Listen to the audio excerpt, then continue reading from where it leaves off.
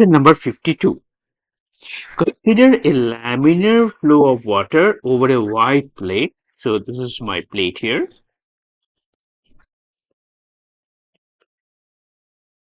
At the uniform, so this is my flow of water. So this is my water flowing over this flat plate. At uniform temperature of 50 degrees Celsius as shown. The free stream velocity and temperature of the water are given. So this is my free stream velocity parallel to the plate. The distance x from the leading edge. So we have to find this distance at what distance from the leading edge at which the thermal boundary layer thickness is 0.01 meter. So that's what we have to find out. Okay, so just very quickly, what is velocity boundary layer and thermal boundary layer? So velocity boundary layer would be, or hydrodynamic boundary layer would be something like this. Okay, and what is it? The region near the plate, where the fluid velocity, so this is my hydrodynamic boundary layer, the region near the plate where the fluid velocity changes from zero, because here at the plate the fluid velocity is zero. Okay, and here this would be, let's say, the free stream velocity, which is equal to 1 meter per second. So this thickness where the velocity changes from zero to the free stream velocity is called the hydrodynamic boundary layer. What's the corresponding thermal boundary layer? Similarly, thermal boundary layer is where the temperature of the fluid changes from the plate temperature here, whatever the plate temperature is here, to the free stream water temperature. So whatever this free stream water temperature, which is 20 degrees Celsius, so that distance would be my hydrodynamic thermal boundary layer. Okay. So that's very quickly the concept of hydrodynamic boundary layer and thermal boundary layer. Now, for laminar flow, the delta H, the thickness of the hydrodynamic boundary layer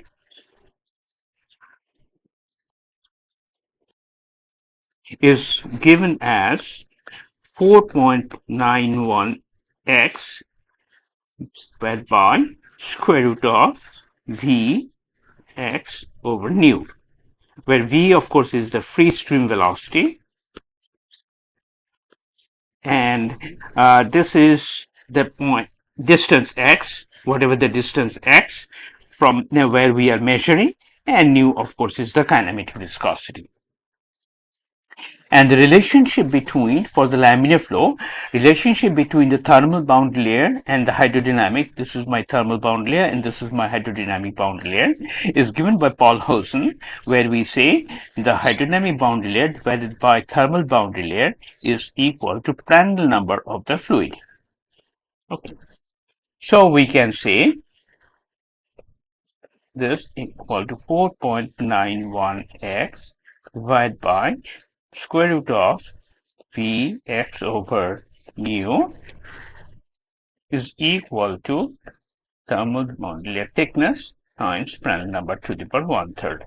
And this we can write as 4.91 divided by square root of V over mu, and this is x over x half is equal to thermal boundary layer thickness Prandtl number to the power 1/3.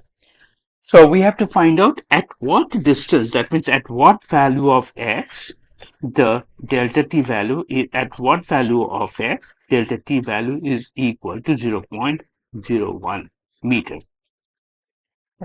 That's what you have to find out. See, we know the value of v, which is the free stream velocity. We know the value of nu is given, which is right here.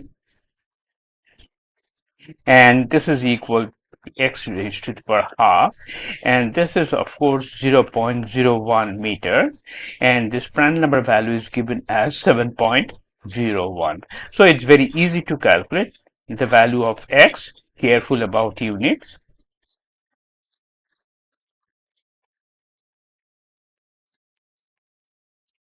And this value of x comes to be equal to 15.193, very large. 15.193. So see, normally it's how thin this thermal boundary layer is. Anyway, this is the answer.